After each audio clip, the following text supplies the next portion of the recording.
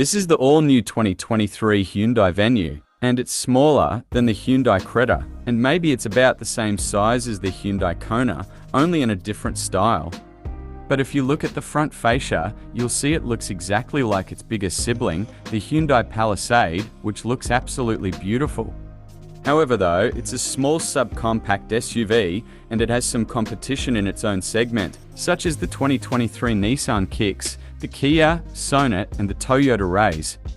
To be fair, this vehicle isn't something really special because it's a standard base trim level, but hands down to the overall front design with daytime running LEDs and front grille, which looks beautiful in my opinion.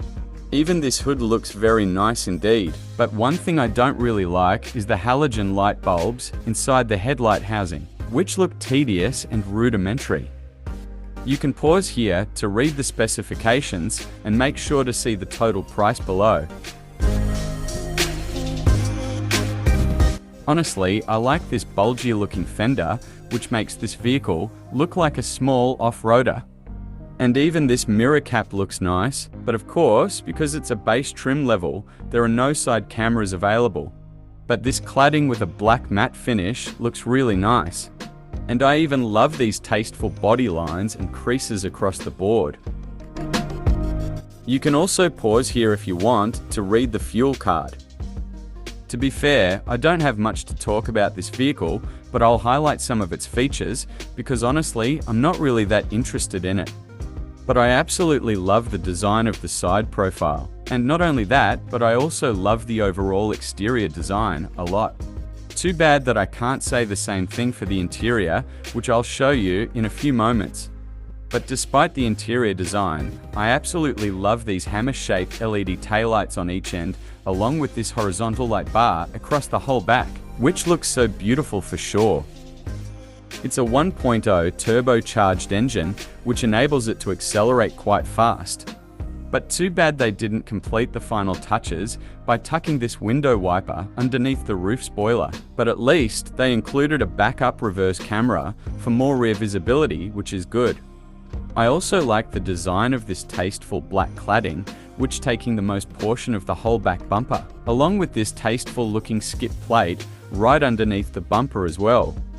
But please let me know in the comments below about this black piece tucked under the roof spoiler, because I thought that it might be another camera or something, which is probably not.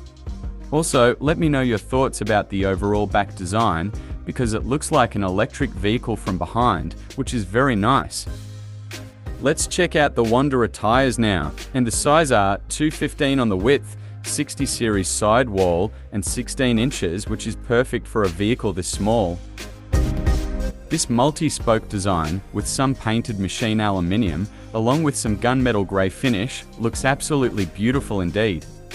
Okay, so the overall exterior design looks beautiful, but do you remember when I said that I can't say the same for the whole interior design? Well, starting from this door panel, which looks so plain and tedious, but these two contrasty color tones look so beautiful. Along with this small speaker grille looks kinda tasteful.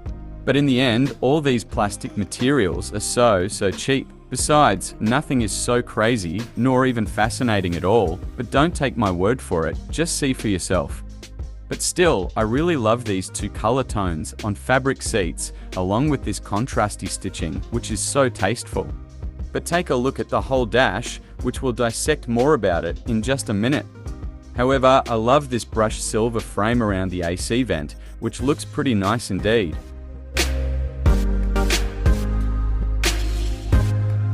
Surprisingly, this Hyundai Venue has some amazing features such as adaptive cruise control, lane departure assist, and name a few. But what surprised me most is that it also features voice commands, which is unbelievable. But I'm not certain if it's included in this Venue which I recorded.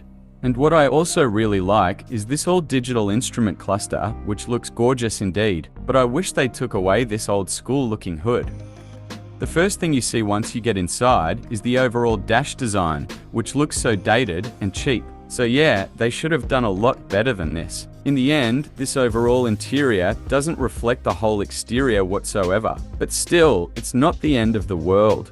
because what makes it a little bit nice looking is the digital gauge cluster and the infotainment touch screen, which I'll talk about in a sec. And also, there's a little bit of some style looking button and knobs on the control panels, which are kind of tasteful, along with these nice looking AC vents surrounding the screen. And speaking of which, this touch screen is about 8 inches only, which is kind of below the standards nowadays, but not too small at the same time.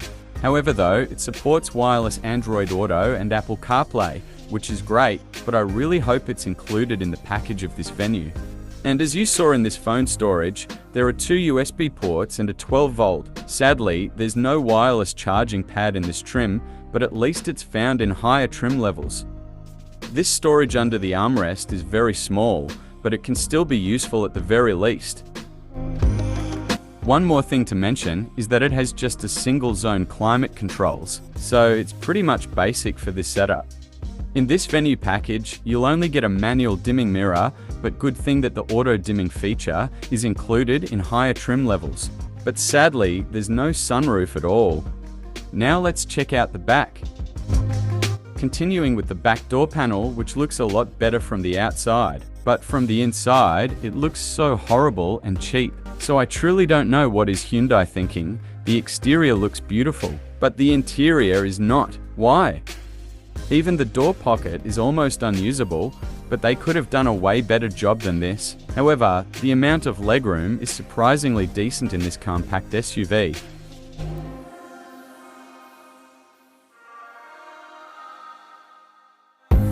Telling the truth, there's nothing for the back seat, and I do mean nothing at all. But good thing they only included some AC vents with a single knob. And finally, a small cargo storage which is covered, so we can't see what's inside. And that's it for this review. But check out more videos at the end screen up next. So subscribe for more videos, and I'll see you in the next one.